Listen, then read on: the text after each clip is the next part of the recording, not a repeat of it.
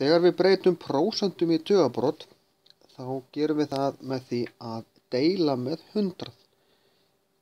20% er oft á 20 hundruðustu, af því að prósent þýðir í raun af 100, og ef við sláum bara inn í vasareikni 20 deilt með 100, þá fáum við út 0,2 eða 0,20 eftir því hvernig við lesum það.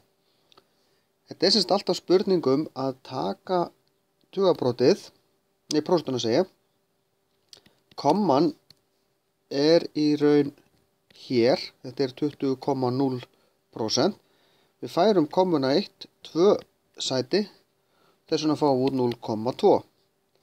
Ef við erum með til dæmis 138%, þá erum við í raun að gera 138 deilt með 100, en það þýðir í raun að færa kommunum 2 sæti, við fáum út 1,38 í tugabroti.